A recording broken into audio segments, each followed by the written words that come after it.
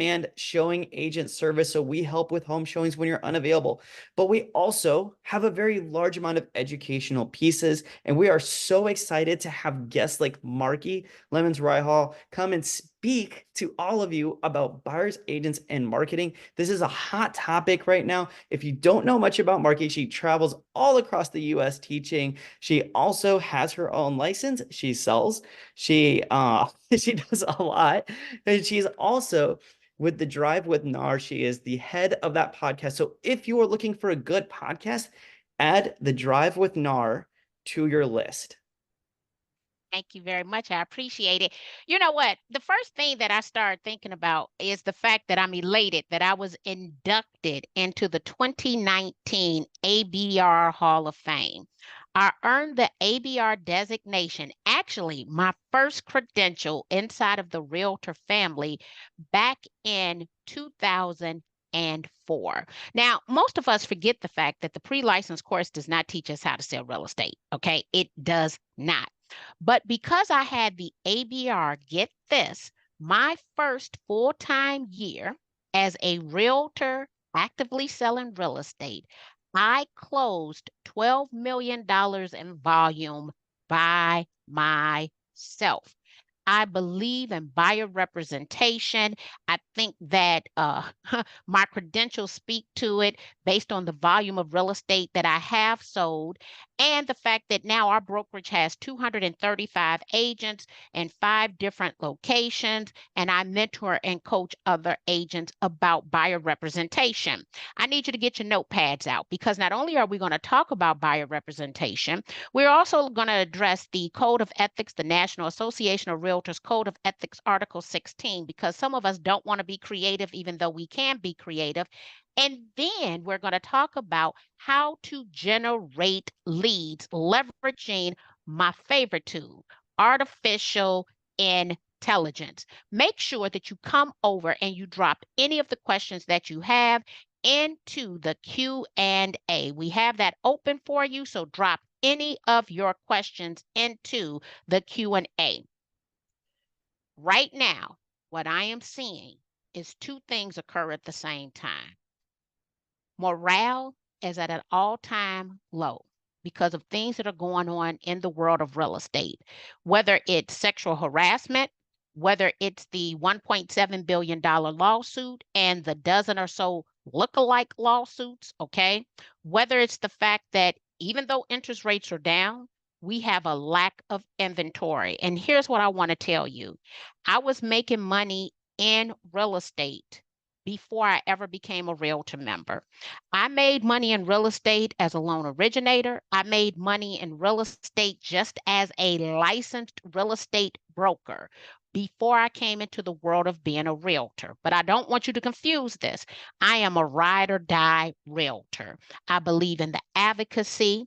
I'm a major investor. I'm President Circle. I'm the federal political coordinator for Congressman Jonathan Jackson. Okay. So I invest heavily, but I am a mother and a wife first, and I must provide for my family. It is a part of my legacy. It is a part of the vision that I have for my life. And even though I could go home and I could let my husband take care of me. He earns enough money and I don't have any bills. I've always lived in my husband's ability to be able to provide for me. We have to think differently. We have to become concentrated on the solutions and not on the problems. And right now, according to license law, all of us who have a license can actively sell real estate. The question is, how are we going to do that moving forward? Based on all of the technology changes that have occurred. According to Goldman Sachs, over 300 million jobs will be lost as the result of artificial intelligence. And yes, we are already seeing that. I will tell you, as a 53-year-old, and I don't know why women get so offended by this. I am a 53-year-old, mid aged, overweight woman. Okay. I point that out for people. And the reason I point it out is because of the stigma attached to it. People think if you old, you moving slow. People think if you overweight, you moving slow. What I'm telling you is I'm running circles around people, regardless to the stigma and the stereotypes. And we are selling real estate because we are committed to being lifelong learners and concentrating on the solutions and not on the problem. I will tell you, real estate moving forward will not be the traditional real estate in which a lot of us have been accustomed to. However, it is still viable and people still need a place to call home and lay their heads. Yes, we do have, and it's actually 1.7. I think they rounded the number up. We are facing a lawsuit, and it can change what's going on in the industry. What I would like for you to do right now, and I'm doing it with you, is close your eyes and think about your why. Why did you want to sell real estate? I'll tell you, the reason I wanted to sell real estate is because I was going through a lawsuit with my family. I needed to provide for my son's needs and his wants. I was an unwedded mother and I had taken my son's father off of child support. I had to figure it out. Real estate afforded me that opportunity to be a great provider for my son, to send him to one of the top universities in the country, and for me not to have any student loan debts as a result.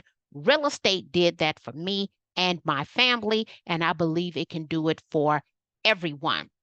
We also have all of these different copycat lawsuits. Now, mind you, I just took this screenshot a week ago. So we're still talking about this, right? Every single day it's in the media and we're becoming bombarded. I only went to go take these screenshots to show them to you. I do not watch the news on a rare occasion. Why? Because it's negativity after negativity, and I get to control what comes and enters into my mind. Not only am I not watching the news, all of those Facebook groups, those cesspools of not teaching you how to do anything legally and ethically, the gossip pits of the world, I exited. I deleted every last one of them because my mother told me to place myself around people who are smarter than me, and your net worth is based on your net work, and you should be like the five people in which you spend the most time with. And so, since I don't want to spend time with those people outside of the group, I don't let them get my time outside of the group, right? So, let it go. Have a reset. Get focused back on your business. Think about your why. Think about the excitement of coming into real estate and passing that pre license exam and the jitters in which it gave you. That was a sacrifice, okay? And I want you to keep that at the forefront of everything that you are doing. Eliminate people, places, and things that do not support your ability to earn more money from real estate. I'm only telling you what it is that I have personally done. And yes, in 2019, I was inducted into the Reback, which is ABR's parent company, Hall of Fame. I believe in buyer representation. I believe in buyer representation agreements. But more importantly, I believe in adhering to license law and to the Realtors Code of Ethics because being a licensee and being a realtor member has brought me immense value. However, I'm still going to take care of my family. We're going to still figure a way out. I'm not focused on lawsuits. So don't allow that to be a distraction. So when we start thinking about the code of ethics and buyer representation, a couple of rules that come to mind. When entering into a buyer tenant agreement, realtors must advise potential clients of a couple of things, which is the reason we had these lawsuits.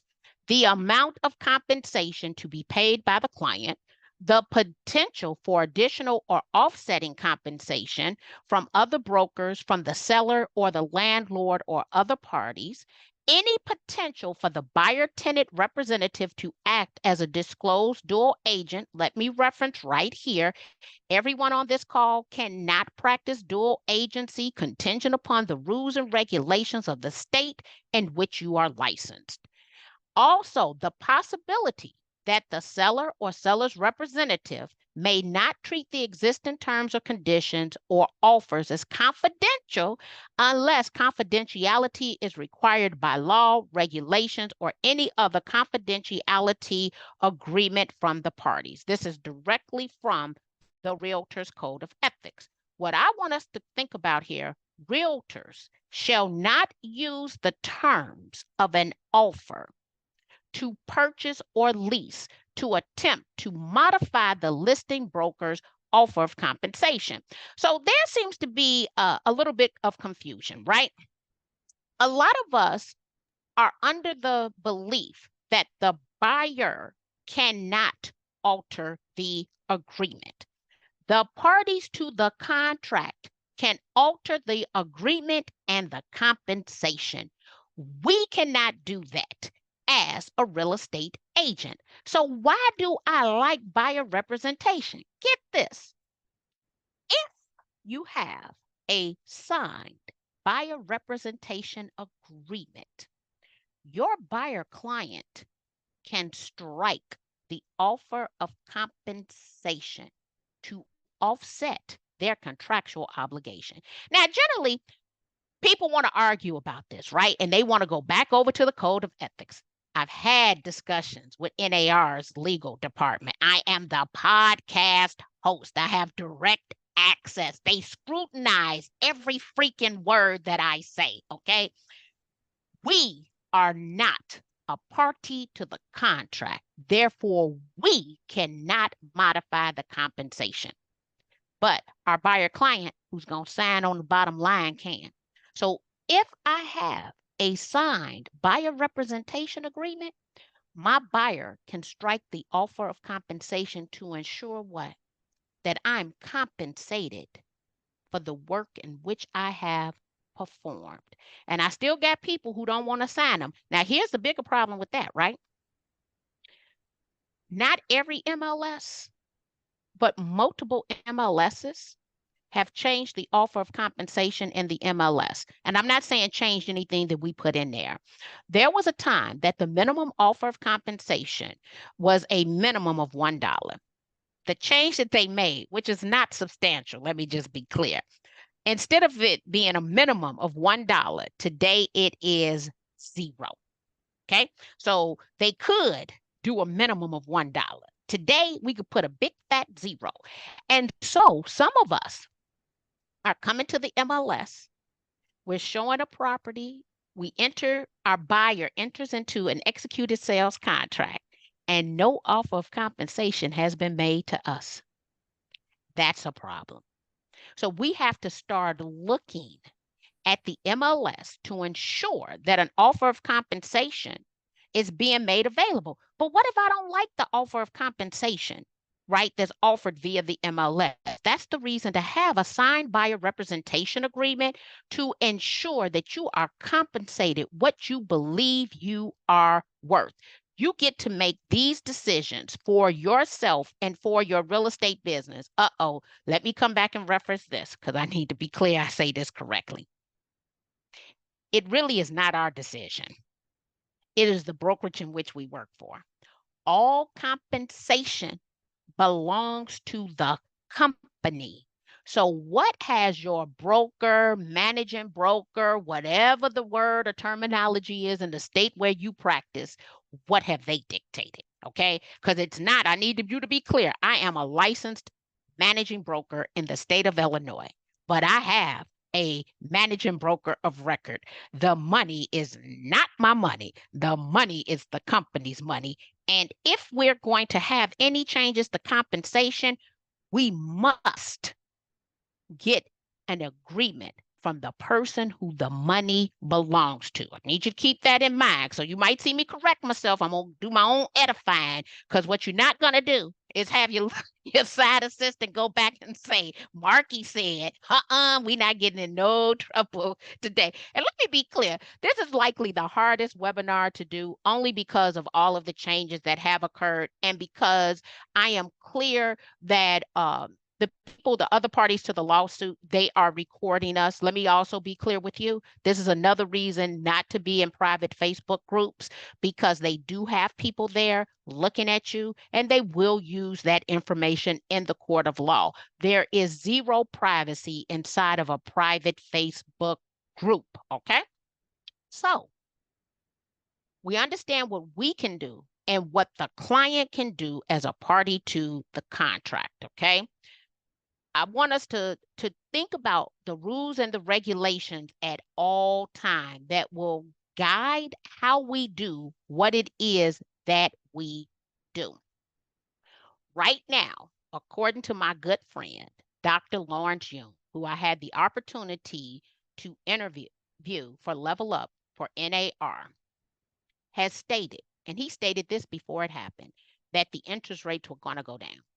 As a result of the interest rates going down, if we start thinking about economic supply and demand, that means that we're going to have more buyers who can financially qualify.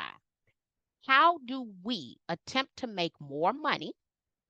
Because we can bring more buyers off of the bench because they can afford more than now, but ensure that we're going to be compensated. But I don't want you to just take my word for it, right? And Lawrence and I had a very in-depth conversation about where interest rates were going to go this year. So I'm going to share with you a word from a good friend of mine and what her views are about what's going to happen with interest rates this year. I'm going to push share. You might not hear this video, which we can then send it out as a follow-up. And if not, then you let me know if you can hear it. And if you can't hear it, then I will just have to share the video and ad lib for you.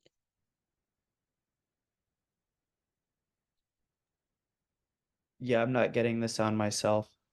Read it.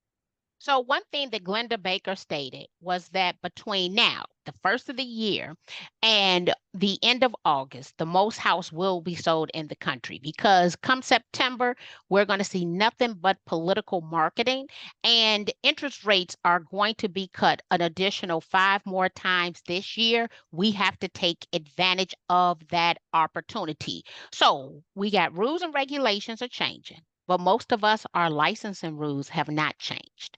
I'm going to point that out again. Our licensing rules have not changed. We're getting ready to have more buyers coming into the marketplace.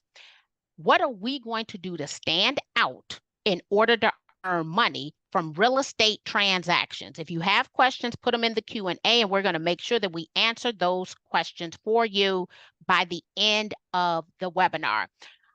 I believe in concentrating on solutions, not on the problems. Actually, when the interest rates were low a couple of years ago, we came out with these T-shirts and masks.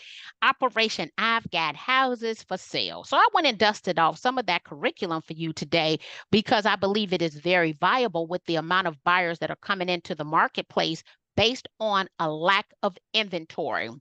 And so when we start thinking about this, according to the Realtors Code of Ethics, Article 16, is not intended, because I want us to think creatively, to prohibit aggressive or innovative business practices which are otherwise ethical and does not prohibit disagreement. So we can agree to disagree with other realtors involving commission, fees, compensation, or other forms of payment or expenses. Okay. And so I'm going to share with you some concepts. We can agree to disagree right now. I'm simply sharing with you what works, what is legal, and what is ethical because I get to be aggressive and innovative in my business practices.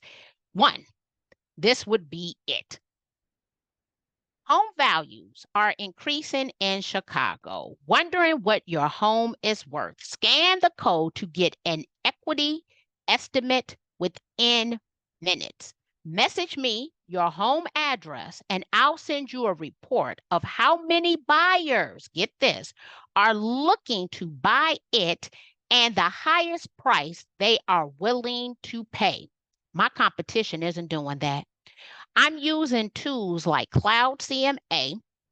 And on the right hand side, inside of most MLSs, you have the ability to do reverse prospecting. That means that I can put a property into the MLS as a draft. In 24 hours, I can come back and reverse prospect off of the draft. It will tell me how many buyers are looking, and I'm going to use me as an example, in the 60653 zip code for a 5-bedroom, 3.5 bathroom house and the price points in which the buyers exist.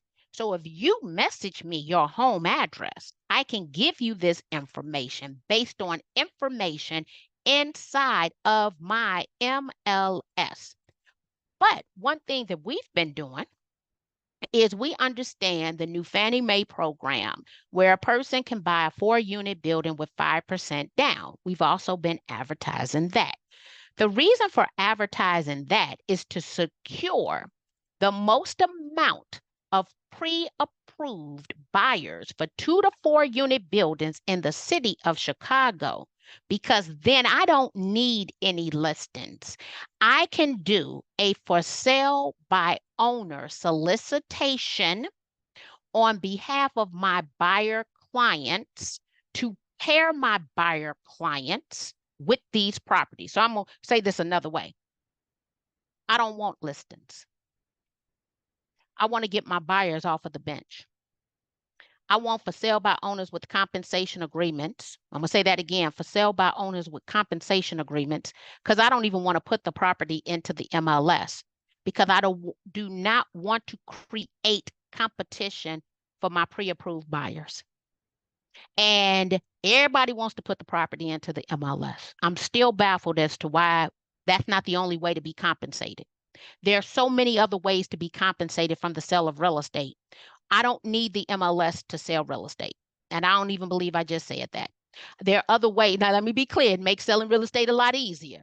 But Right? it make it a whole lot easier, Whole right? lot But easier.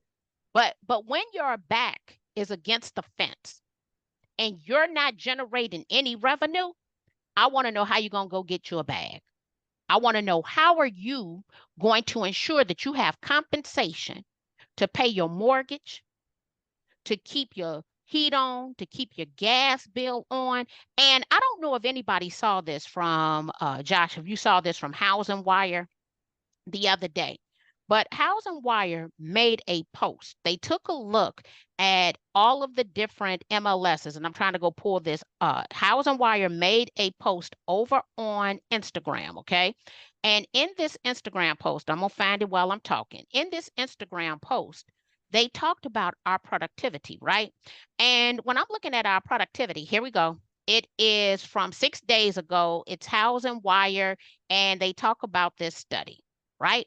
And it says study shows agents are aplenty, most with few or no sales. And they start breaking this down that 20% of the agents account for up to 90% of the business, and that overall, very few agents are earning any money.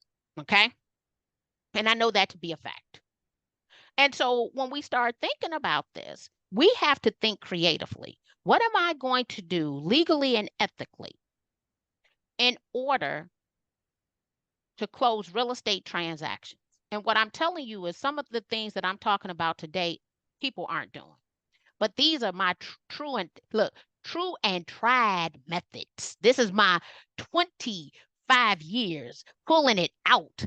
What was I going to do as an unwedded mother to ensure that I could take care of my child because I was armed with the ABR designation and had become then accustomed to making $240,000 a year? What was I going to do? Oh, let me think creatively and outside of the box. And everybody think they need a listing. Why? So that other people know you selling real estate. I don't care what somebody else know. What I care is what the bank account say. I don't care if you know if I'm up for MLS award. I got every award that they offer through the Chicago Association of Realtors. How many other awards do we need? We need to put buyers into houses. So that's just two recommendations that I'm bringing you that have definitely worked. And look, got our text messaging, our mobile devices to vibrate. Okay. Because at the end of the day, one of the questions I want us to ask ourselves is who funds the real estate transaction? You could come over to the chat and drop that. Who funds the real estate transaction? If you have any questions, make sure you're dropping those into the Q&A. Let's see what they're saying over here. Who's funding this deal? Yep, All the the buyer. buyers. The buyer funds the real estate deal. The buyer. But the reason, let me say this, until these lawsuits hit, 100% you would want to be the listing agent. No ifs, ands, or buts about it. But now that the lawsuits have hit, do I really still, and let me say this, your listings are going to sell. But we got people fighting out here. And we've never thought about the fact the buyer funds the deal. And if I control the buyers, I can go and, let me say this word. Here it comes. Secure off market properties. If I control the buyers, I can secure off market properties and bring my plethora of buyers and conduct business. Because see, we can attract buyers faster than we can sellers. But if I have, 30, 40, and let me tell you how I want you to think about this. If we have, I'm going to I'm going to put this screen down because I don't want there to be no confusion. If we have 30 to 40 pre-approved buyers, now I'm going to think a little differently. And I'm going to tell you what I would do in the city of Chicago for my 2 to 4 units because I got my buyer, 30 to 40 buyers pre-approved for Fannie Mae 5% down. For me, I want you to think about this in your marketplace. Back porches are a very big issue on 2 to 4 unit buildings. I also know that there has been an increase in searches up to 130% for short sales in real estate. One of the things that Lauren Shun is doing research for me on right now is what is the percentage of people who went into forbearance as a result of the pandemic? Because what I'm seeing in my marketplace is that a lot of people can't sell their properties because of the forbearance. They think they have equity, but they don't have equity because of the unpaid principal and interest from the period of time in which they did not pay a mortgage as the result of COVID. Okay. Mm. So now I'm looking at notice a default list, and I'm looking at the back porch issue that exists in my marketplace to then do direct mail to those homeowners. But here's what else is interesting. With artificial intelligence, all of those skip traces we were doing, and for those who don't know what a skip trace is, let's say you cannot find a seller to a property. Because of AI, we have millions of tools that will hunt, I would literally hunt the sellers down. I'm getting mailing addresses, multiple email addresses, mobile numbers, home phone numbers if they still exist, to hunt them down to reach out to them. That's the strategy I want you to start thinking about to get all of the buyers that you've attracted off of the bench. And no, I do not want to list the property. Here's the reason I really don't want to list the property. I don't practice dual agency. And the reason I don't practice dual agency is due to the fact that I know how to secure all the compensation and reduce my liability. To me, When an agent says the reason they do dual agency is to control the deal or to make all the money, I can tell you right now, you don't know your fiduciary responsibilities. You don't know your fiduciary responsibilities because it's not about you controlling the deal. And it's surely, I almost cussed, it's surely not about you earning all the money. Okay. So if that's the two reasons you're doing it, let me relieve you. You don't have to do that, and you can make all of the money in a real estate deal. So I don't want to put it on the MLS because I don't want to have fiduciary responsibilities to the seller. I only want to have fiduciary responsibilities to the buyer. Okay, so just some things that I want you to keep in mind. Yeah, I know y'all weren't expecting all this today, but it's all right. We're gonna give it to you. So the buyer is the person who is funding the real estate transaction. Here's another thing that we don't think about. Agency does not equal compensation. With the changes to the rules and regulations, you can be a fabulous buyer agent. You dotted every I, you crossed every T, but you didn't secure your compensation. That means you will have been a wonderful, uncompensated buyer agent. And let me be clear, the rules have always been the same. Agency does not mean you're going to be paid. Let me go back to the past. I think all of us have likely had a deal that did not fund. Guess what? We were all uncompensated great agents in the transaction. If the deal don't fund, we're not getting paid. Okay? So, regardless to pre-lawsuit, post-lawsuit, guess what? Agency has never equaled compensation. Brokers may not assume that the offer of cooperation, that means to work with you, includes an offer of compensation. Do not make that assumption. And one of my favorites from one of my international best-selling books, The Modern Real Estate Professional's Guide to Success, is technology will never replace an agent. However, an agent with technology will replace an agent without technology. And I really want to change that today. An agent with technology is likely going to be more efficient, more productive, and have a higher net income than agents that don't. That really sums it up. You can still practice, but you're not going to be as efficient. You're not going to be as productive, and you're not going to have as much net income because it's either going to take more time, more energy in order to accomplish the same identical goal. With that being said, I want you to start thinking about leveraging artificial intelligence in your business in order to secure more buyers in your customer relationship management system to allow you a new way of doing business. And so this is screenshots inside of ChatGPT. And so I came over and I asked it, I said, write 10 titles for a lead magnet that is 8 words or less that allows me to stand out as a real estate expert in, and you will put your city, with the tools and resources to predict the real estate market accurately. And within a minute, it said, hey, in the city of Chicago, you could come up with a lead magnet about Chicago real estate expert market predictions unveiled. Decoding Chicago real estate trends and forecasts. Chicago property posts, expert insights and prediction, mastering Chicago real estate market, expert real estate guide. And you can have ChatGPT to write you a guide. Or what I've been doing, I added, I think, 130 new people to a private Facebook group off of Instagram. All I did was send them a link to the video recording of Lawrence Young, who talked about what interest rates were going to be for the duration of the year. The Level Up, the podcast of NAR are designed to be a resource for you to use in your business. So we have titles, 8 words or less, that are very focused on our community, but allows you to stand out as a real estate agent. I then came over and said, write me a 1,500-word guide on mastering Chicago market expert real estate guide. And guess what it gave me? It gave me a 1,500-word guide. So we're thinking about landing pages, some type of opt-in page. We have this great Mastering the Chicago's Market Expert Real Estate Guide.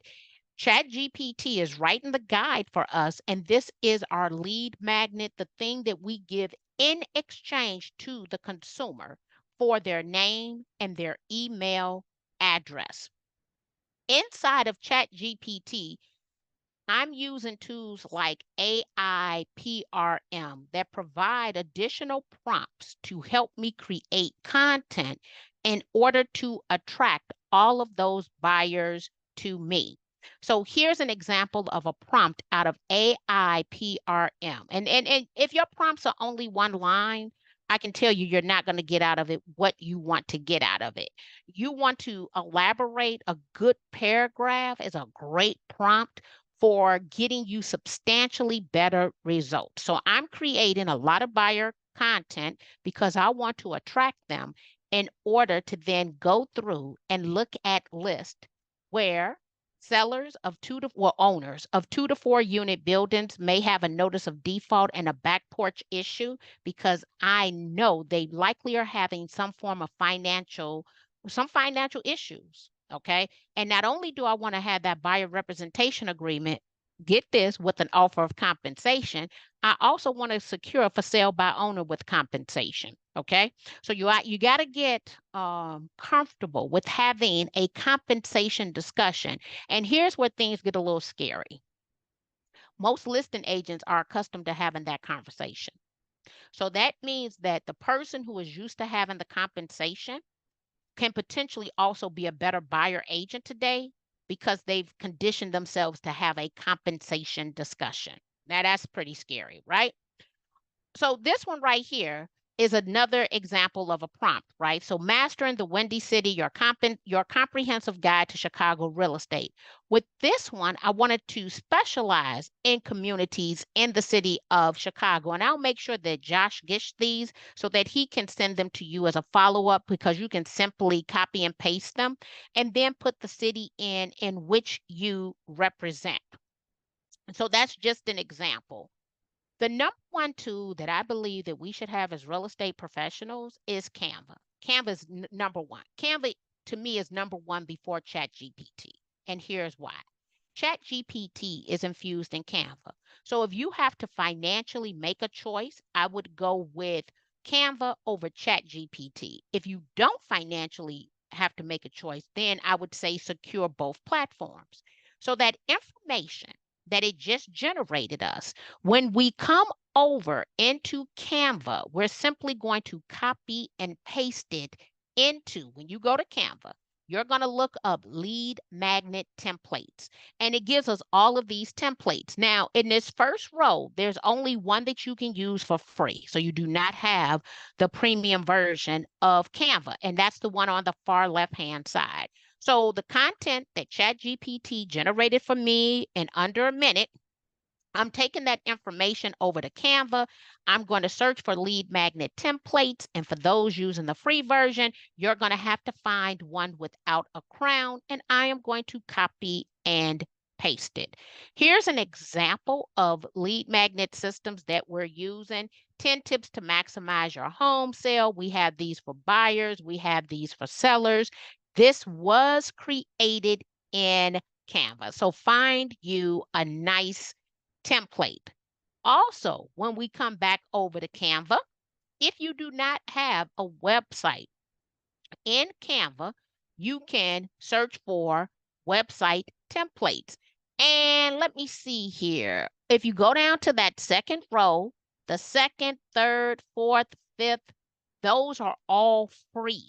So Canva also has a website for you because the goal is that you're going to start generating leads. You're going to talk about what it is that you do because secret agents don't get found.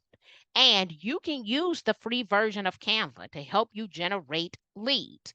I'm just saying that if you could, you would want to get the pro version. So this is what a real estate website would look like for free inside of Canva.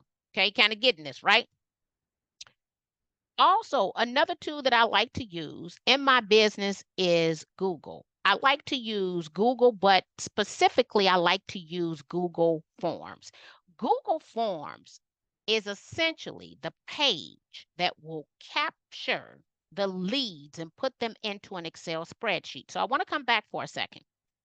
I don't need to have the Canva website in order to generate leads, but I must have the Google form in order to generate leads. You have to. And so we were generating leads without the prettiness of a website. So if we came back over here to our Canva website, top left-hand side, it says, yes, I want it. We are linking our Canva websites directly to our Google Forms only because they're prettier to look at initially. We don't need them. It's like the added aha. We can just generate leads leveraging Canva forms.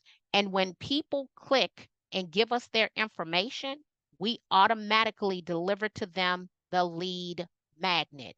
So here is an example from my son, Skylar. He's 27. He's been a broker since the age of 24.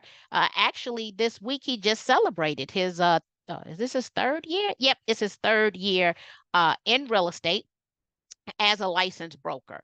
And so his very first Facebook Live video, get this, he talked about a program that we had in the state of Illinois. It was a up to $40,000 student loan debt forgiveness loan. So you could buy a house and they would eliminate and pay off up to $40,000 in student loan debt for you to qualify. But the $40,000 had to cover all of your student loan debt because they did not want you to have student loan debt after the fact. And so Skylar interviewed Rosie Verdon from a program called IDA. What I'm telling you, I know works. So Facebook Live videos to a landing page is going to be your number one way to generate leads. And if we come back, this says 2021. These are the leads that we're generating now. Okay, so we're having, oh, this was actually the month of August. I could have put up the month of December. Consistent lead generation every single day, generating leads, okay? Because we're consistently putting out the content and our content is starting to pivot based on the rules and regulations. It does not mean that we're supposed to stop doing business. We have to come up with new creative strategies to conduct business. This is Skylar's his new system, and you won't be able to hear the music, but watch the screen because it's not letting me stream the audio. But just take a look at your screen right now. This is a 7-second video. 7-second videos work for lead generation.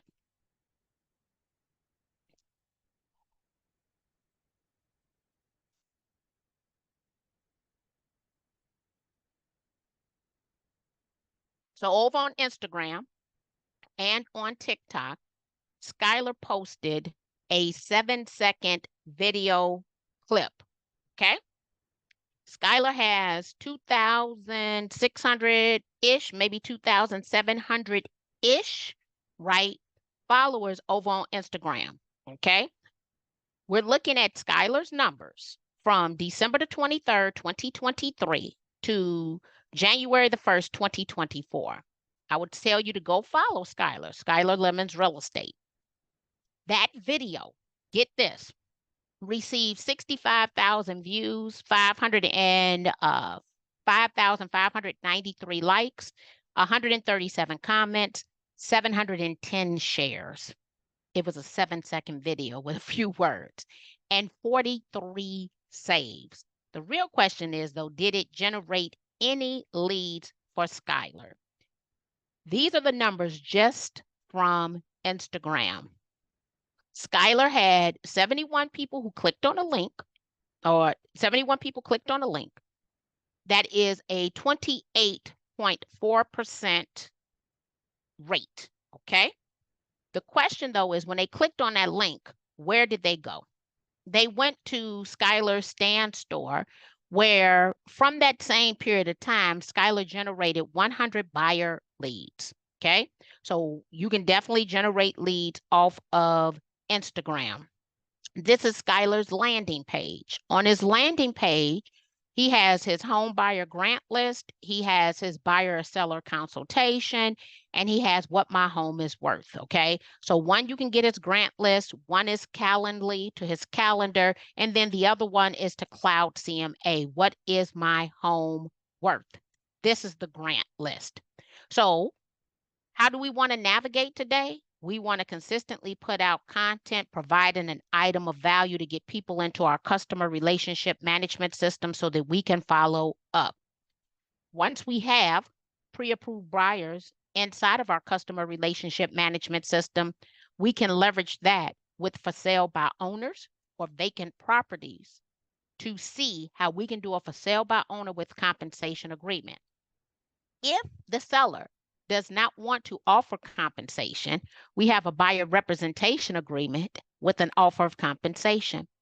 Our buyer can now strike anything in the contract, and they can also state that the seller must provide a credit for them to offset them being the buyer, their contractual obligation.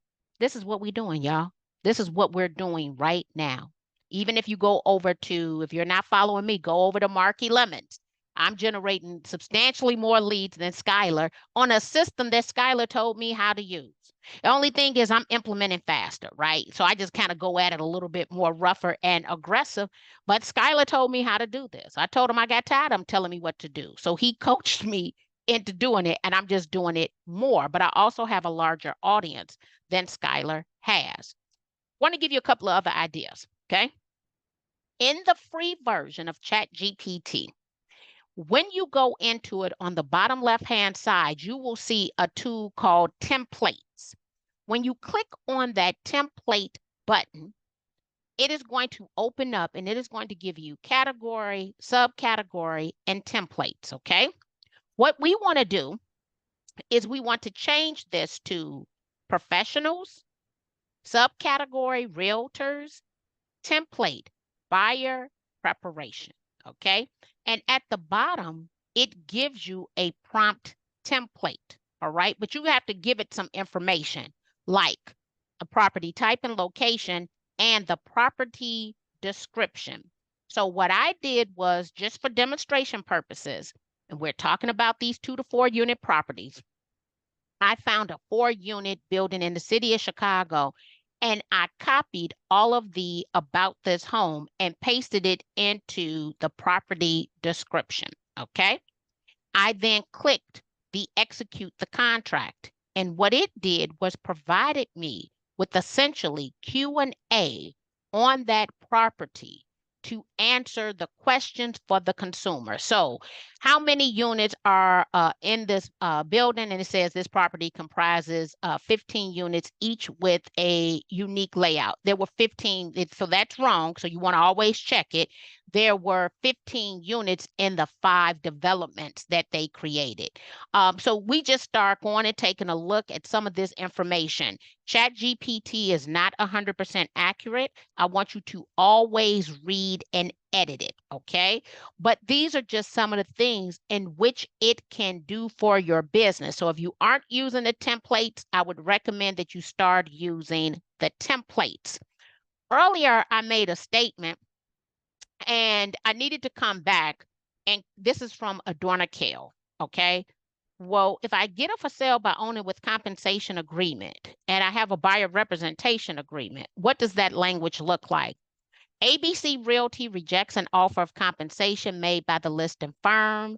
The seller and or the third parties to the settlement and transfer of this property agrees to pay the buyer X for the sale of price to settle their contractual agreement with their buyer client at closing. So Adorna Carroll is the creator of the SRS, the seller representative specialist. This is language. This does not violate license law. It does not violate the code of ethics, but only the parties to the contract can make any revisions to the contract for the purpose of compensation. And as long as we understand that, we have a plethora of ways in which we can generate leads. Thank you. I want to see you all implement the information and some of the tips and the tools I know when agents are and are not marketing their business. We get to see it online, right? And so if I'm not seeing you on Instagram, on Facebook, then I want to know what the marketing strategy is. Now, I don't know what your direct mail campaigns are, but here's what's quite interesting. I've lived in my house for 13 years, 14 this year. We owe roughly $200,000 on our house. The estimated value of my house is $834,000. The only people who have ever sent me a direct mail campaign are my students when I say this statement. No other real estate professional has marketed to me ever in 14 years but my students. And it's not that they're not marketing to me, they're not marketing to any of my neighbors and all of my neighbors. And I live in what's called the African American Parade of Homes. So there were 12 houses built by 12 different African American developers. I'm friends with my neighbors. None of us are being marketed to. So I know people not doing direct mail campaign. Now maybe it might be because I'm on the south side. No, I don't know. But I don't get direct mail. All right, so we did get a question. Are there some tools that typically come with us joining our brokerage and associations that we need or that aren't particularly useful in technology-driven society? That was a mouthful. Say that Yes. again. So, I mean, are there tools that the brokerage and association, I guess, don't provide that they probably should be looking into that are useful for driving, leads? If I were to dissect everything into a quick, easy bite, I think that's what I would put it at. Okay. Let me say this. I don't believe that everybody is up to date on AI. That's why Showami is here. AI increased my income 283% last year. But I also think that there's a plethora of free content on YouTube. Okay. So I believe in YouTube University. I'm clear I have a PhD from YouTube University. So, with that being said, I believe that there are a lot of great resources. I just don't believe they're up to date on AI, which is where I come in, which is why I stay busy. This is my third webinar today, my sixth event this week. And so I teach AI everywhere. I think there needs to be more AI education for the purpose of productivity, for the purpose of increasing our income. And I know it's possible because I've done it in a very short period of time and saw a substantial increase within 6 months. So I think that that might be an issue, but I also am clear about the age demographics and technology utilization of our industry. So I don't want to put the responsibility of that on your association or your brokerage. Every person on this webinar as an independent contractor is an entrepreneur. It is our responsibilities, just like some of us have options about the association we can be a member of, contingent upon where we live. There might be more than one in that marketplace. We also have the ability to shop the brokerage in which we work for to see who's suiting our needs. And if they're not suiting our needs, because it is our business, it is our responsibility to go get the information. I am not waiting, and my broker is freaking fabulous. So I'm sure we got 30 different tools that an agent can use, including Showami, right? But I bring new ideas back to my broker all the time because it's my responsibility for my company, Remarkable LLC, to make sure that it's profitable, whether those tools are provided or not. So I want to encourage everyone here. If you don't see what you need, go get it. Mm-hmm. Go get it. I didn't wait for anybody to tell me to use AI. It's 180 million users on that platform. I'm among the first 2 million users. People argue with me every single day about using AI. It's the funniest thing because everybody using it whether they know it or not, right? Every Right. day somebody going to tell me, "Well, you shouldn't." I don't care what anybody says. I know it's a business tool and I'm the principal of Remarkable LLC. I got to make that as a business decision. I would even throw in, like you were talking, about YouTube University. If there's a tool that you're not provided, it's YouTube. It's free content, free solution, free way of marketing yourself in a way that is personable. And I think that if you're going to look into tools that are going to help your business, sometimes it's as simple as looking at YouTube. So the And you can question combine that here, with ChatGPT all day long because it can give you prompts and stuff. And that might be a whole separate webinar on how to strategically use, your ChatGPT for YouTube and other and, videos.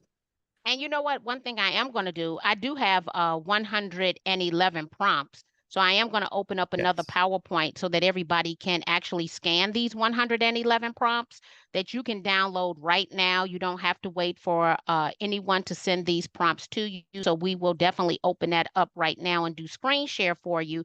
There was one question over here that I wanted to make sure that I answered, and it came back to an attorney coming up with a compensation agreement.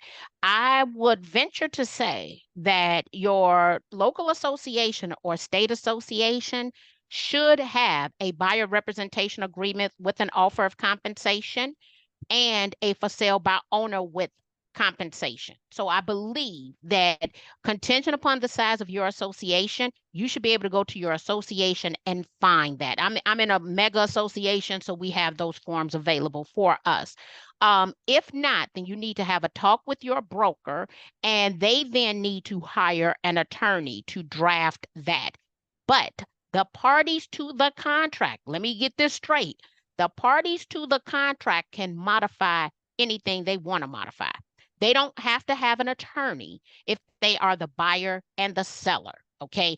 In most states, we cannot practice law without a license. But I'm from a state or area in the state, because my whole state doesn't follow this philosophy. We use an attorney on real estate transactions. We use an attorney for everything. Okay.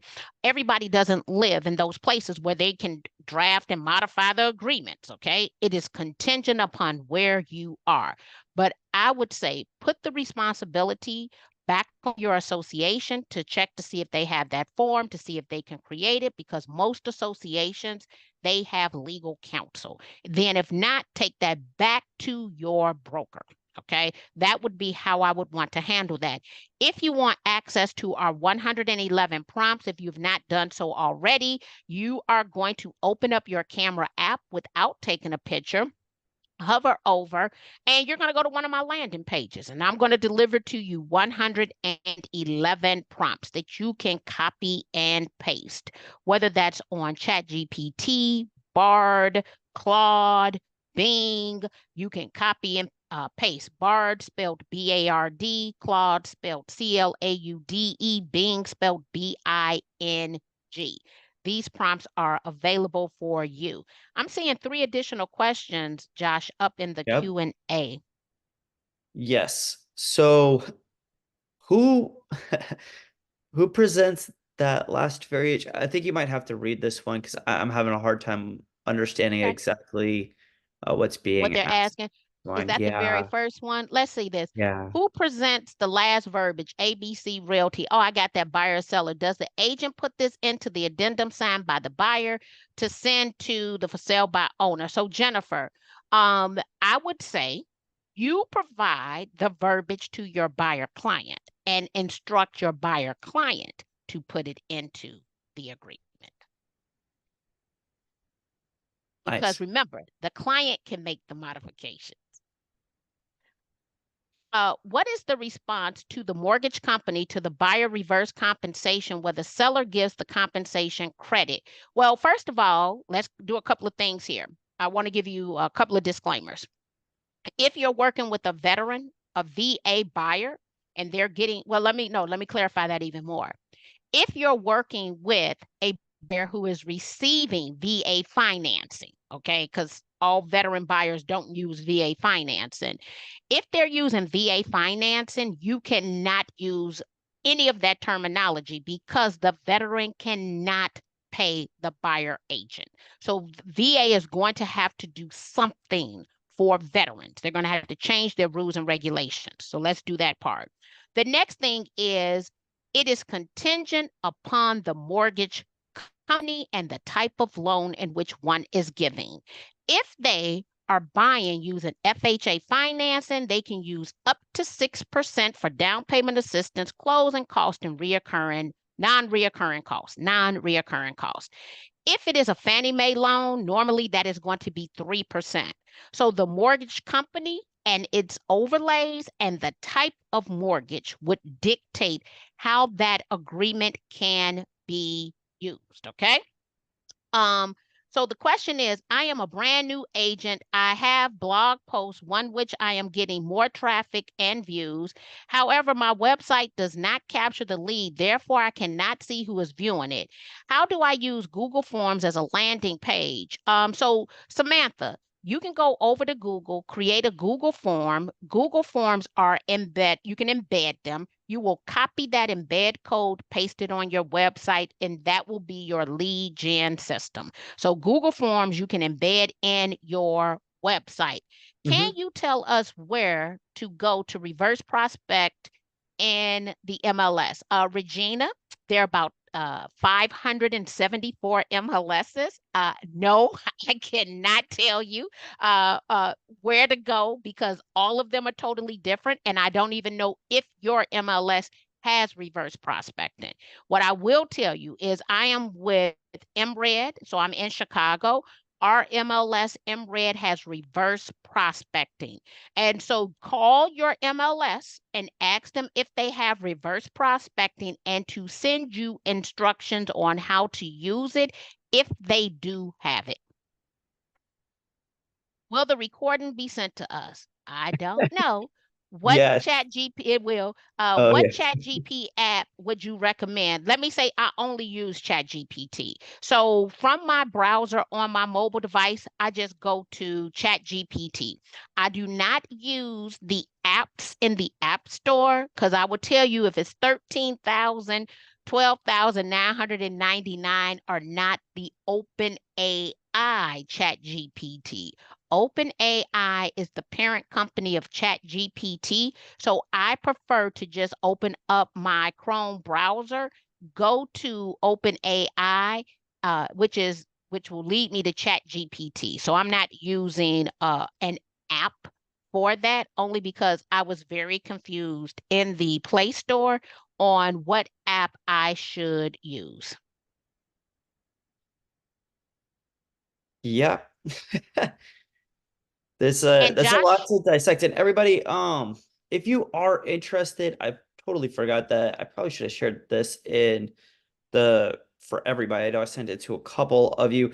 If you are interested in AI and like how to use it in your real estate business, Mark and I have already done a whole webinar on how to use ChatGPT and AI. Go ahead. I sent that over to you guys in the chat for everybody to see. There's a link to it. Copy and paste that for later. It's definitely a lot to dissect in that. And I think honestly, I probably should put that in a lot sooner for you guys so that any of those AI questions, in fact, a lot of them were answered in the webinar in a lot of ways to utilize it that we didn't go over in today's conversation. So definitely take a look into that. And we'll be link heavy for sure going into the next one. we will be because we'll have and we're planning to repeat this. So definitely provide feedback and we'll send you some goodies. I'll make sure that you get a couple of extra items that might not have been on the call today. And whatever's hot then it'll be the marketing strategy that we come up with. And if you need a refresher, come back. I did make a commitment to Showami that we would talk about buyer representation more than once this year.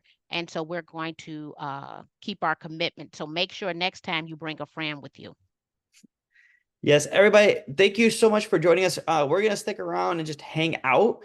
This is usually just the two of us talking for like the next 5 to 10 minutes. Sometimes we'll take a question if it's a fun question. This is more relaxed, but I wanted to thank everybody for attending, and I hope you have a great rest of your day.